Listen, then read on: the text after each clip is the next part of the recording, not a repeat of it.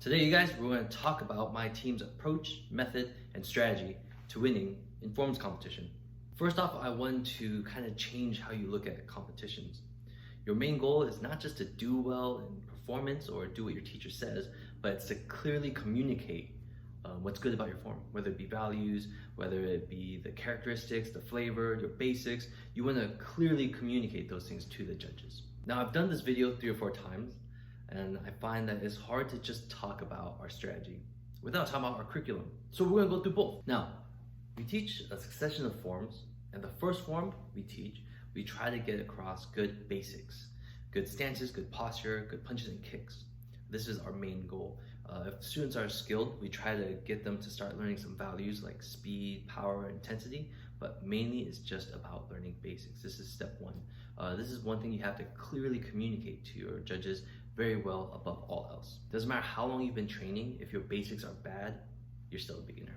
Hey guys, I'm here to talk to you guys about the second form we teach and how we teach it and how we use that in competition. Now, first thing to understand is values are not just values, right? Speed, power, intensity, this kind of thing, whatever. It's also what gives a movement identity. When a movement has identity and is clear to observe, easy to see, easy to read, the judges can score you on that, right? If a movement is fast, a judge can put down on their thing, you're quick. If it's powerful, they can see that, they can write down, you're powerful, right? Obviously, right? But having each movement have an individual identity is very important. So not every move is fast. Not every movement has to be powerful. It's not just like a constant march forward. This makes every move homogeneous and not interesting. After every move in the first half of the form has a very strong identity, good values, right?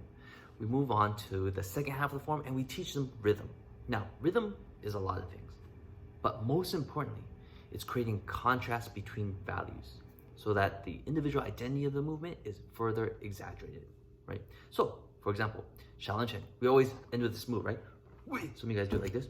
Wait, it doesn't matter. But most important thing that you will observe is usually it's fast, stop, go, power, wait, right? That's already 3 kinds of value, but they're all contrasting, right? So it's like fast, stop, that's contrast right there.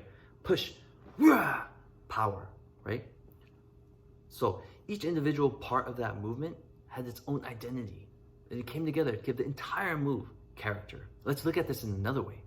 You know, in Xiaohong Chen, there's that move, pom, pom, pom, right?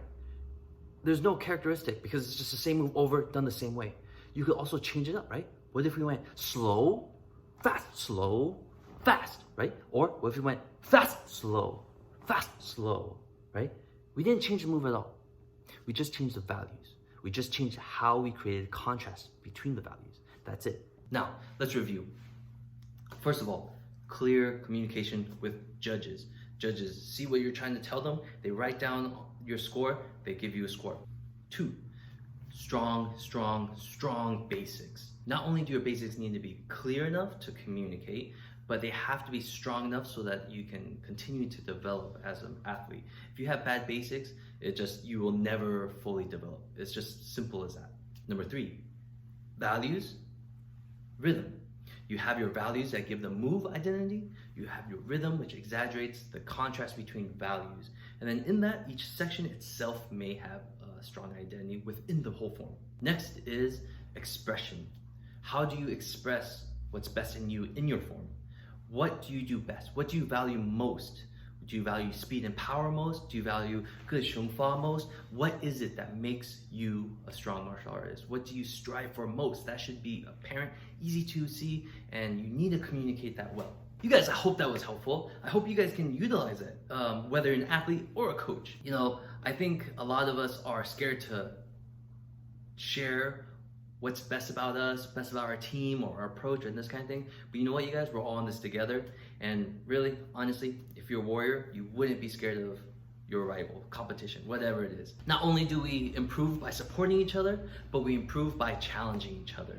Whether that's coaches challenging their students, students challenging their coaches, coaches challenging each other, athletes challenging each other, different styles of martial arts challenging each other, non-martial artists, fighting, MMA, it doesn't matter what it is, but always have the confidence to take on the challenge, whether that's a person or yourself. You guys have a great day.